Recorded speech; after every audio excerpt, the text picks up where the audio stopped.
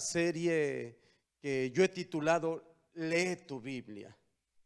Es tan importante que tú y yo no ignoremos la importancia que tiene la palabra en nuestras vidas. Pues la palabra en nuestras vidas es vida que sacia toda sed, es vida, es agua viva que salta desde lo más profundo. Son esos ríos de agua viva que el Señor prometió, que él dijo que todo aquel que en él creyera nunca más iba a volver a tener sed, sino que el agua que él nos iba a dar, se nos ha dado a través de él, es un agua que salta para vida eterna. Y por eso nosotros estamos empeñados en dar la importancia de vida a lo que Dios le da importancia, es decir, a la palabra de Dios. La Biblia no solo tiene no solamente contiene palabra de Dios, sino es palabra de Dios desde Génesis 1:1 hasta Apocalipsis 22:21. Y cuando nosotros nos acercamos con ese espíritu de conocer a Dios, de leer su palabra con reverencia, nos vamos a encontrar no solamente con el autor de la palabra, nos vamos a encontrar con la palabra, nos vamos a encontrar no solo con el Dios de la palabra, sino con la palabra misma, que es Dios. Y esa palabra nos va a cambiar, nos va a transformar, nos va a renovar lo más difícil, lo más viejo que nosotros tenemos, que es nuestra mente.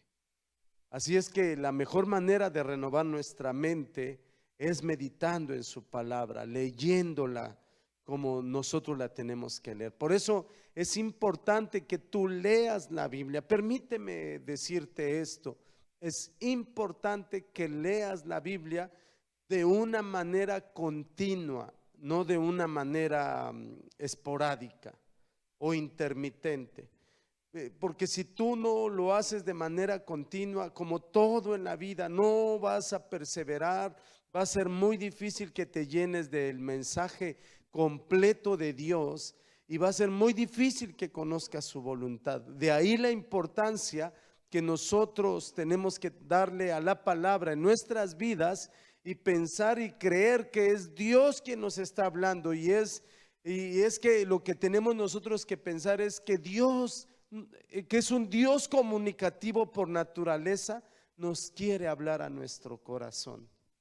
Por eso cualquier palabra que tú puedas escuchar, cualquier mensaje que puedas escuchar de la palabra del Señor, que tiene un alto contenido cristocéntrico, te vas a dar cuenta que eso va a hacer que tú te encuentres con el mismo Dios, con el Dios creador, con el Dios sustentador, con el Dios salvador.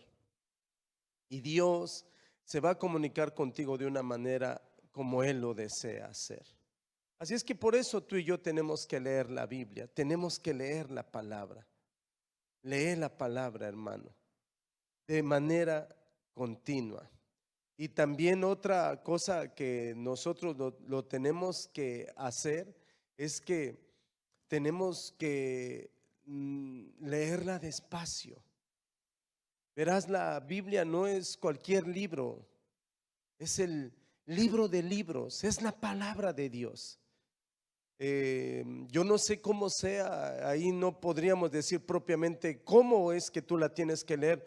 Si te propones leerla en un año, a lo mejor te tocan más o menos de 5 a 7 capítulos diarios, pero no es la idea propiamente llevar algo así como prisa, sino que a veces no se puede leer tan de corrido la Biblia porque no solamente la tenemos que leer, sino meditar en la palabra. Hay una importancia que tiene que ver con nuestra mente, que es la puerta de la entrada de Dios a nuestro ser para que éste sea transformado. Y cuando la Biblia habla que nosotros nos renovemos en la palabra o nos renovemos en la mente, la mejor manera de hacerlo es a través de la palabra. Por eso tener contacto con la palabra va a cambiar no solamente a renovar nuestra mente, sino que nos va a transformar, porque la Biblia dice claramente que la renovación da paso a la transformación. Cuando el apóstol Pablo da el imperativo que seamos transformados, dice por medio de la renovación de nuestra mente, de nuestro entendimiento. Ahora, es bien importante esto que en algún momento atrás he compartido, que cuando la Biblia dice esto, lo menciona en un lenguaje según el griego, el original para los que saben griego, está en un modo pasivo.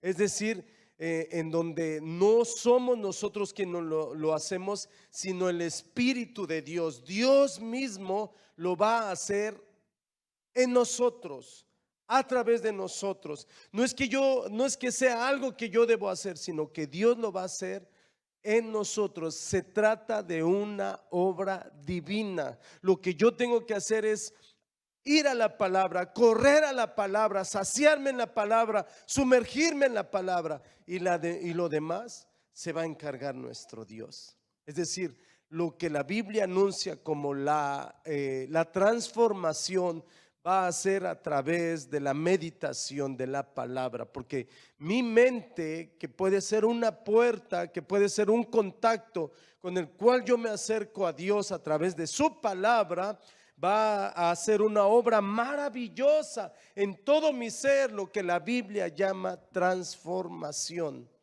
Y es la mejor manera como nosotros vamos a ser transformados, vamos a ser de una manera tocados, impactados por el Señor. Entonces la tenemos que leer seguido, la tenemos que leer despacio, y lo que nosotros tenemos que aprender a ver siempre cuando leamos toda la Biblia, siempre también la tenemos que leer en su contexto. ¿Qué quiero decir con eso? Bueno, pues tú tienes que ver que la Biblia es la historia de la salvación de parte de nuestro Dios, en donde Dios quiere transmitirnos un mensaje específico, una persona específica. Pero Él ha trabajado a través de diferentes tiempos, a través de diferentes circunstancias, a través de diferentes maneras.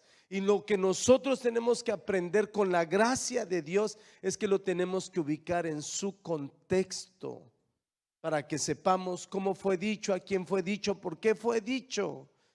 Esas palabras o esas preguntas que se abren, estas afirmaciones que se abren con los signos de interrogación, va a ser las que nos van a dar respuesta para que nosotros sepamos cómo Dios trabaja. Y entonces cuando yo me ubico en el contexto, comienzo a mirar que Dios es un Dios viviente, relacional, amante, y que ese mismo pasaje, cómo el Espíritu Santo lo puede aplicar ahora en mi contexto. ¿Qué impacto tiene eso en mi vida? Y ahí es donde comienza la maravilla de Dios. Debes de saber que es otra parte, y de ahí es donde me quiero quedar un poco más, que la Biblia tiene un tema. Debes de ver cuál es el mensaje central de toda la Escritura. Y te darás cuenta que Dios siempre ha querido transmitirnos algo, que nosotros nos demos cuenta la importancia del mensaje. ¿Cuál es el mensaje del mensaje? ¿Cuál es el centro del mensaje que Dios quiere comunicarnos? Y déjame decirte que se trata de una persona viviente, el Cristo viviente, el Señor Jesucristo, que como tú y yo ya sabemos, se hizo hombre para vivir nuestra vida, para morir nuestra muerte también, para resucitar nuestra resurrección. Todo lo que Él ha vivido para que tú y yo lo podamos ahora experimentar en su persona. Y todos los mensajes, dice un dicho, que todos los caminos llevan a Roma. Esto podría aplicarse en el caso de la Biblia. Todo lo que tiene que ver con el mensaje central de la Biblia, todos los caminos van a llevarnos al Señor Jesús. Has de recordarte, hermano, que el Señor Jesús, cuando vino a esta tierra, dice en una ocasión que cuando Él se bautizó, se oyó la voz del Padre, los cielos se abrieron, se abrió el gran telón del cielo y se escuchó la voz del Padre. Algo maravilloso, algo glorioso. Se oyó la voz del Padre y que claramente dijo: este es mi Hijo amado, en Él tengo mi complacencia.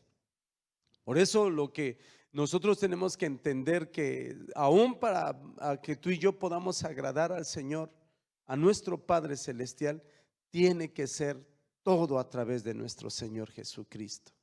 Porque el Señor Jesucristo es el tema, es el centro y la circunferencia del mensaje de Dios y de su palabra.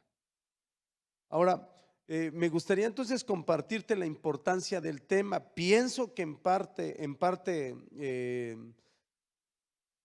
los cristianos a través del tiempo han cometido errores porque se han desviado con muchos temas, con muchas doctrinas, en donde desplazan el tema central que Dios siempre ha querido que su pueblo, que los lectores de la Biblia vean. Cualquier doctrina que quita la doctrina central de lo que Dios ha mandado que surja o que sea el centro y la circunferencia del mensaje, entonces pierde su valor divino. No importa que sea una buena doctrina, no importa que tenga un buen impacto en las personas, si no nos lleva a Cristo, no es del agrado total del Padre. Vuelvo a repetirte: este es mi Hijo amado y en Él se complace mi alma, tengo mi complacencia. Por eso es que aun cuando nosotros hacemos algo, cuando pensamos algo, siempre en el nombre de Jesús, siempre por los méritos del Señor Jesús, siempre en Cristo, porque Él lo es todo para nuestra vida. Él es todo. Así es que cualquier otra interpretación, por muy piadosa que parezca, cualquier otra predicación, por muy impactante que sea, si no nos lleva a la maravillosa persona del único que nos amó hasta la muerte, que murió y resucitó para salvarnos, para darnos vida eterna, no va a tener funcionamiento. Se ha salido del cuadro de la excelencia del mensaje de Dios, del propósito eterno de Dios, del mensaje más importante.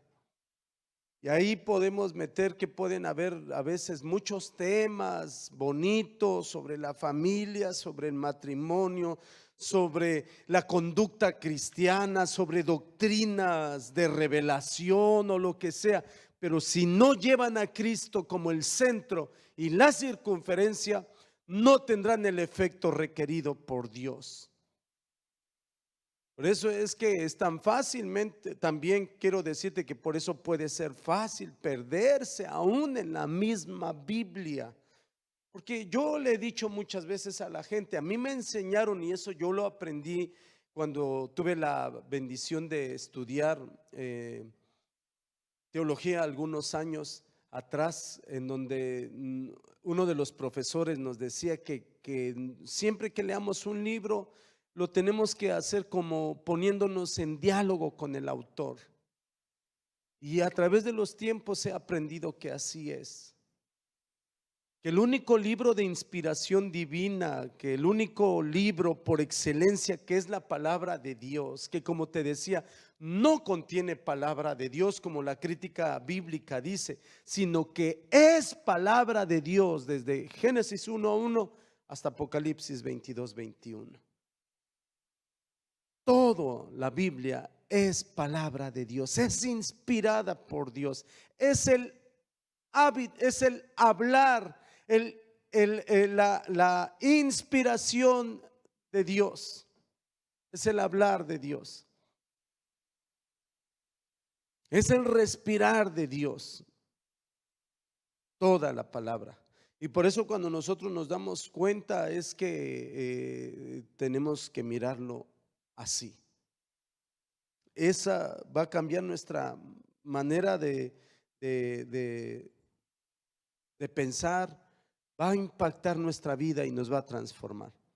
Así es que cuando usted lee la escritura, se tiene que dar cuenta qué es lo que Dios, cuál es el mensaje de toda la escritura, y esta nos va a conducir a Cristo. Ahora, mire, quiero decirle que en estos tiempos yo no dudo que Dios esté levantando en todo el mundo creyentes que lean con más atención la palabra, y ellos comenzarán entonces a preguntarse si estas formas o todas las doctrinas en donde nosotros tenemos que mirar nos llevan verdaderamente a Cristo. El antiguo pacto, el nuevo pacto, ¿cuál fue el propósito? Y nos daremos cuenta que tienen el mismo propósito. Una persona maravillosa, el Señor Jesucristo.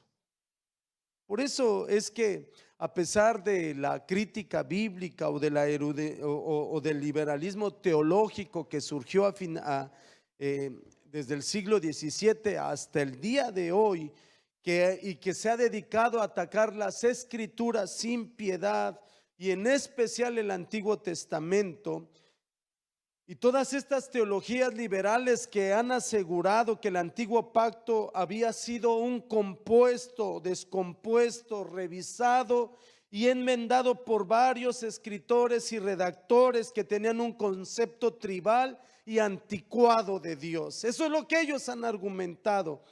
Y han dicho también que la teología liberal, o por lo menos buena parte de ella, negaba lo sobrenatural, y por ende el Señor Jesucristo no se encontraba en ningún lugar del Antiguo Testamento, porque eso implicaría que los escritores bíblicos tenían conocimiento sobrenatural de lo porvenir, de la venida de un Mesías prometido desde el primer libro de la Biblia, pero con un mensaje totalmente diferente.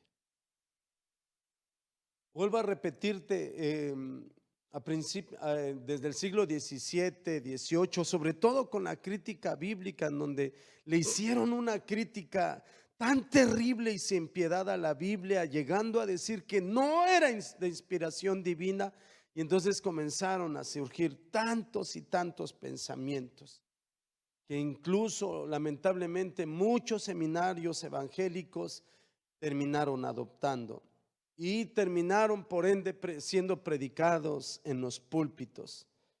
Y quiero también decirte que con la venida del internet más personas se han expuesto a este pensamiento, porque ahora se predica de todo como como una mezcla de cosas en todo lo que puede uno escuchar. Y esto, en lugar de hacerle bien, termina afectando a muchos cristianos que dudan de si la Biblia es efectivamente la palabra infalible de Dios, o las palabras falibles que los hombres entienden acerca de Dios. Escuche esto. Pero quiero decirle que hay una gran historia. Y a pesar de todo esto, que la iglesia, que la Biblia ha estado bajo ataque, la iglesia que el Señor ha guardado en estos 2000 años, y que las escrituras no son un compendio, podemos decir que las escrituras no son un compendio de historias desconectadas, sino que, como dice la Biblia en 2 de Pedro 1:21, sino que los santos hombres de Dios hablaron siendo inspirados por el Espíritu Santo y escribieron, escúchelo usted, sin error, la gran historia que Dios está contando. La historia del reino de Dios, el evangelio de nuestro Señor Jesucristo, que es poderoso para salvarnos, donde tú y yo vamos a conocer a Dios, donde vamos a conocer cómo procede Dios, cómo trabaja nuestro Dios, cómo piensa nuestro Dios. Así es que, tomando esta verdad, es decir, que la Biblia es lo que afirma ser la palabra de Dios. Hay tantísimos pasajes: Juan 10:35, Romanos 3:2, Primera Tesalonicenses 2:3, Hebreos 4:12, Primera de Pedro 1:23. Solo quiero decirte que podemos nosotros continuar dando argumentos, diciendo que la palabra, hermano, y argumentar bíblicamente que Dios está contando su historia, la historia de Dios, que Él quiere que sean también nuestra historia. Y esta historia, mi amado hermano y amigo, se centra en una sola persona maravillosa: nuestro Señor Jesucristo. Todo el Antiguo Testamento apunta como una flecha hacia el Señor Jesús, y el Nuevo Testamento revela al Cristo, al Señor Jesucristo, en los evangelios. Y ahora nuestra misión en los Hechos explica las implicaciones de seguirlo en las epístolas y proclama el triunfo final en el libro del Apocalipsis. Todo donde dice: aleluya, porque el Señor, nuestro Dios todopoderoso, reina. Gocémonos y alegrémonos, porque han llegado las bodas del Cordero, y a su esposa se le ha concedido de vestirse de lino fino, blanco, puro, resplandeciente. Así es que, ¿cómo podemos ver a Jesús en las Escrituras? Bueno, hay que llegar, sin embargo, al asunto principal que nos compete. ¿Cuál es el asunto? Ver al Señor Jesús. Es imposible ver aquí todas las maneras y formas, por supuesto, en este pequeño mensaje que yo te estoy dando. Es imposible ver todas las maneras y formas en que el Señor Jesucristo está revelado en las Escrituras. Porque libro por libro, no hay libro de todos los 66 libros que no digan esta verdad. Todos apuntan hacia la maravillosa persona del Señor Jesús. Sin embargo, veamos algunas maneras sencillas en las cuales podemos pensar cómo interpretar, cómo ver al Señor Jesucristo en el Antiguo Testamento. Así que, ¿cómo nos apunta la Biblia al Señor Jesucristo? Número 1, de manera directa. Primeramente, Las escrituras nos apuntan al Señor Jesucristo de manera directa. Me refiero a pasajes indudablemente que nos están apuntando a la persona del Señor Jesucristo. Y ahora es importante saber que puesto que nosotros partimos de esta base en que toda la Biblia es la palabra de Dios, este tipo de interpretación se debe hacer a la luz de la revelación completa.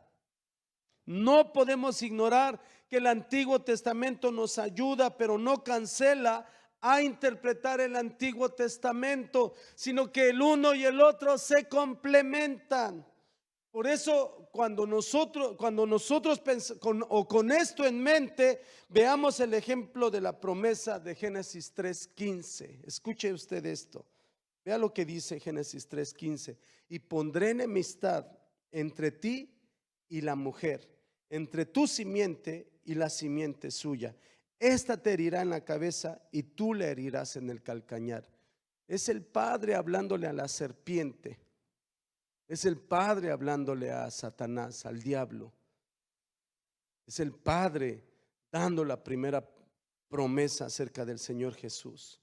Porque la simiente de la mujer es una referencia al Señor Jesucristo, quien finalmente heriría a Satanás, la serpiente, con una herida mortal, la cabeza.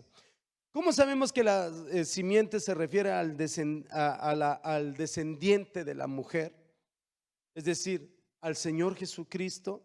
Primeramente porque este lenguaje de simiente se repite en el pacto que Dios hace con Abraham, a quien le dice: en tu simiente serán benditas todas las naciones de la tierra, por cuanto obedeciste mi voz, según Génesis 22:18. Y para dejarlo bien claro, el apóstol Pablo nos dice que la simiente es Cristo. Ahora bien, a Abraham fueron hechas las promesas y a su simiente no dice a las simientes como si hablase de muchos, sino como de uno, y a tu simiente, la cual es Cristo. Gálatas 3:6. Así que Dios promete que Eva vendría de un descendiente que triunfaría sobre Satanás, y a Satanás le promete un descendiente, a Abraham, perdón, le promete un descendiente que bendecería a todas las naciones, y a David le promete un descendiente que reinaría sobre un trono eternamente, según Isaías 9:7. Y ese descendiente es precisamente el Rey de Reyes y el Señor de los señores, Jesucristo. Aleluya, que triunfa sobre Satanás. Él bendice a las naciones a través de una sola salvación, por medio de la fe, según Gálatas 3:8 y 9. Y reina eternamente, porque Él es el Rey. Por eso hay cantidad de maneras que yo te podría poner. Una manera muy clara, yo no sé si tú sepas, pero el libro más citado cuando el Señor, en el Nuevo Testamento, ¿sabes cuál es el libro de los 39 libros del Antiguo Testamento más citado cuando hacen referencia a la persona del Señor Jesús? E incluso más que Isaías 53. Isaías tiene muchas profecías sobre la persona maravillosa de Jesús. Tiene pasajes, pero nadie le gana en mencionar textos con referencia al Señor Jesucristo que el libro de los Salmos. El libro de los Salmos es otra manera en donde nosotros podemos ver al Señor Jesús en los pasajes mesiánicos. Mira el Salmo 2, versículos 1 y 2, versículo 7, ahí se nos cita y tiene una referencia en el Nuevo Testamento, y ahí nos dice que el Mesías sería el ungido de Jehová. Salmos 2:7 dice que es el Hijo de Dios, engendrado eternamente por Dios. Salmos 2:9, Él es el juez. Salmos 8:2, los niños le alabarían. Salmos 8:4 al 6, todo se sujetaría a él. Salmos 16, 8 al 11. No permanecería en la tumba, habla de su resurrección. Salmos 22, 1. Clamaría a Dios en angustia. Salmos 22, 22. Anunciaría su nombre a sus hermanos.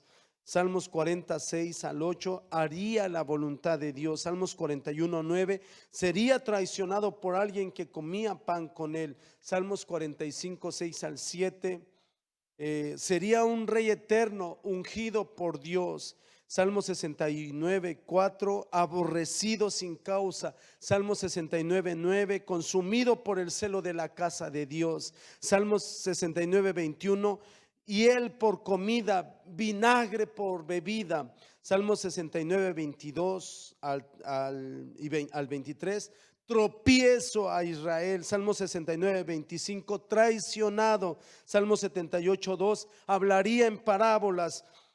Salmos 97, 7, adorado por los ángeles. Salmo 102, 25 al 27, Él es eterno.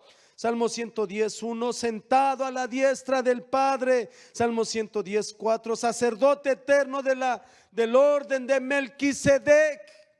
De hecho es el salmo más citado, el Salmo 110, uno de mis preferidos. Salmos 118, 6, Dios estaría con él. Salmos 118, 22 al 23, la piedra del ángulo. Salmo 118, 26, sería el bendito que viene en el nombre de Jehová. Tiene aplicación porque bendito el que regresa en el nombre de Jehová. Y te podría decir también otro lugar donde encontramos referencias directas al Señor Jesucristo, es en los llamados cantos del siervo sufriente en Isaías. Los 5 cantos son Isaías 42, 42, que sería despreciado y desechado, según el versículo 53 del capítulo 53, versículo 3. 53, 5 y 6, que moriría por nuestros pecados como sacrificio vivo, que moriría, pero la muerte no lo vencería, según versículos 9 al 12. Todo esto del Salmo 53. Ahí en Isaías 53 encontramos múltiples, como te he mencionado, aspectos de la persona y de la obra del Señor Jesús. Y vuelvo a repetirte, en el libro de Isaías hay el capítulo 42, 49, 50, 52 y 53, los cantos del siervo sufriente, que son 5 cantos. Todos estos son algunos ejemplos de muchos en los que encontramos al Señor Jesucristo de manera directa en las Escrituras. Por supuesto, el Nuevo Testamento nos ayuda en la interpretación porque la Biblia es un todo que está contando la gran historia de Dios. Por supuesto que también hay, no todos son caminos directos, hay algunos pasajes que son como calles, como que parecieran así de esas ciudades, como laberintos, pero todos nos llevan al mismo camino. Ahora, esta es la manera directa, pero también hay manera indirecta, que es lo que te acabo de decir. Las Escrituras también nos muestran al Señor Jesucristo de manera indirecta. Cuando digo indirecta me refiero a que hay personas, eventos y oficios que apuntan al Señor Jesús, aunque no estén hablando específicamente del Señor Jesús. Vuelvo a repetirte, hay personas, eventos, oficios que apuntan al Señor Jesús, aunque no estén hablando específicamente de Jesús.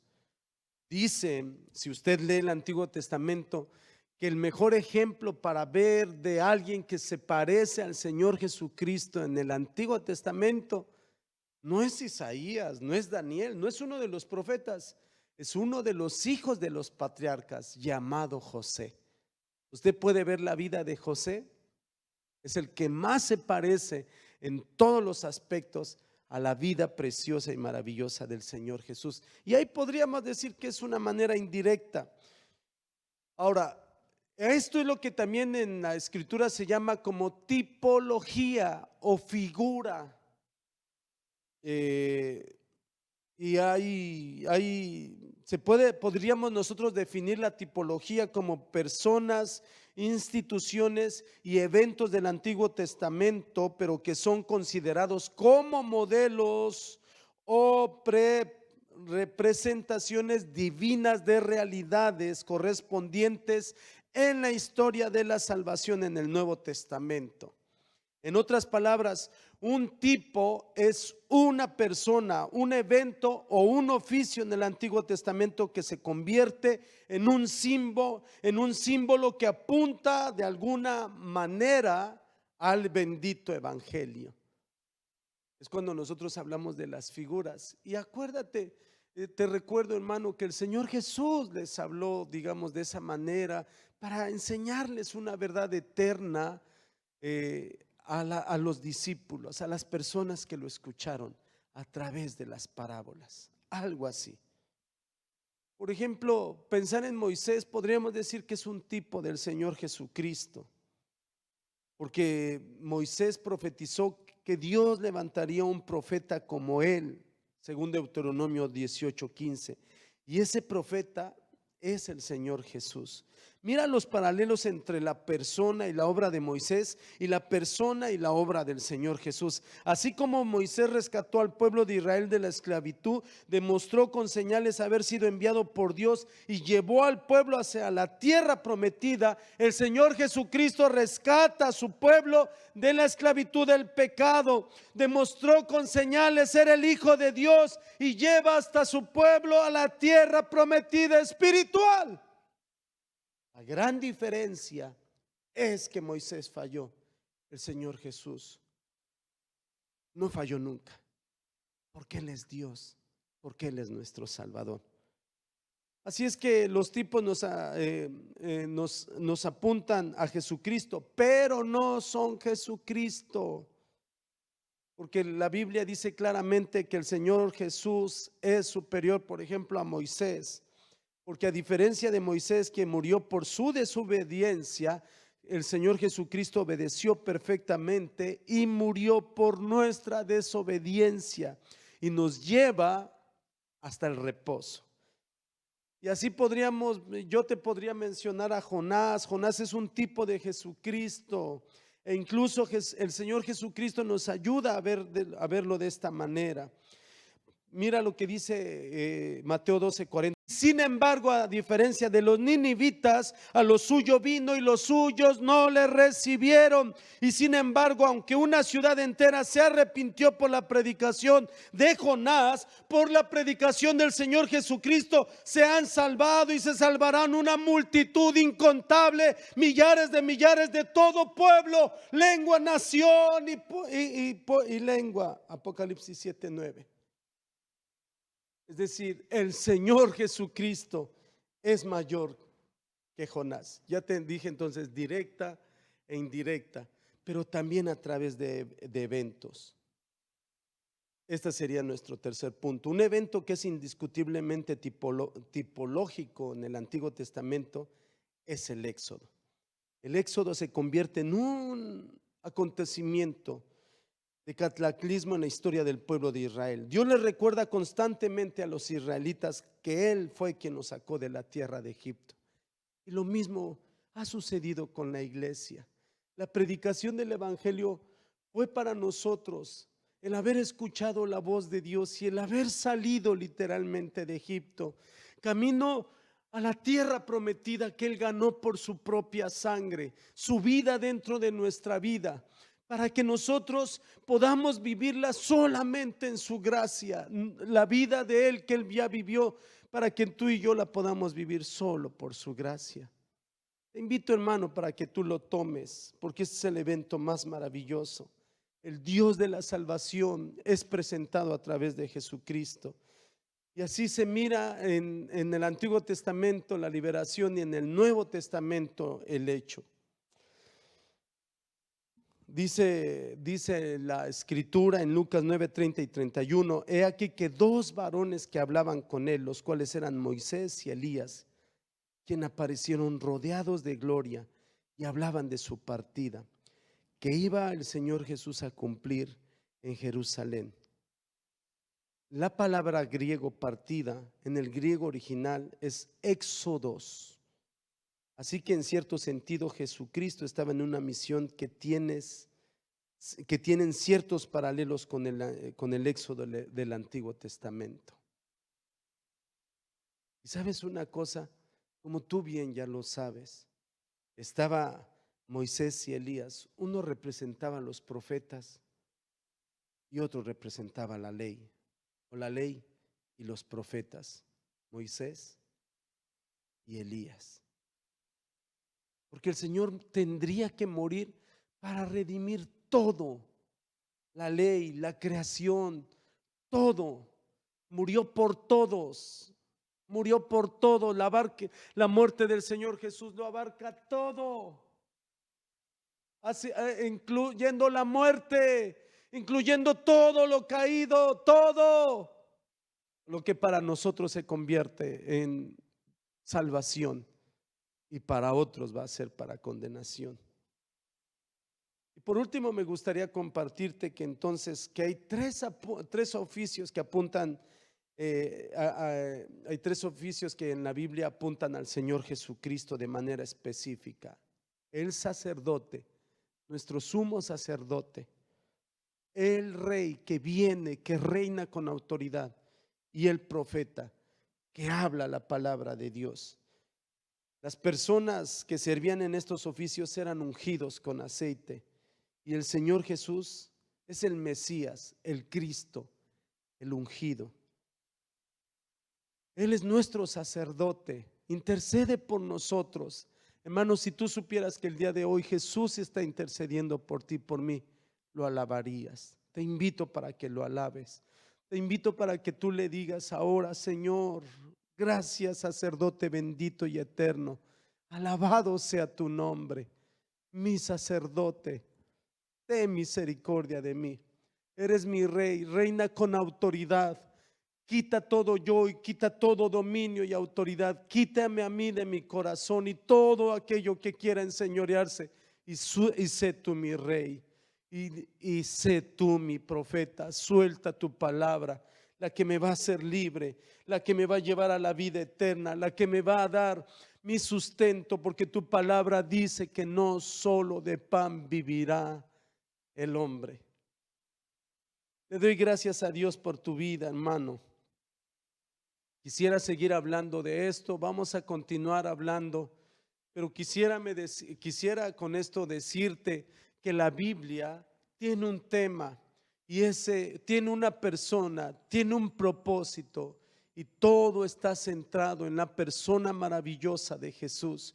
No permitamos que ni las doctrinas ni las prácticas de la iglesia, cualquier actividad, desplacen lo que Dios ha puesto como el centro y la circunferencia de nuestra salvación, porque a Él corremos y sin duda seremos levantados por Él.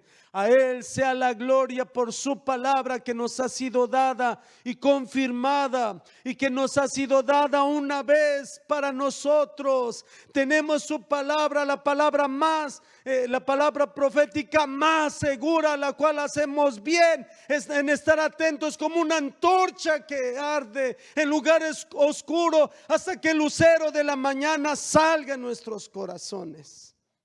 Te doy gracias a Dios por tu vida, hermano.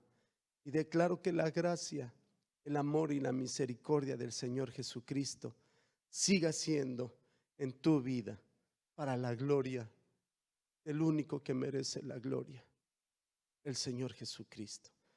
Para la iglesia del Señor Jesucristo es un honor y una bendición bendecirte en el nombre que es sobre todo nombre. Seas bendecido. Amén y amén. Damos gracias siempre a Dios por tu vida, y seas bendecido en el nombre de Jesús. Amén. A Jesús seguiré, pongo en Él mi mirada, veo su gran amor, canto sus alabanzas. A Jesús seguiré.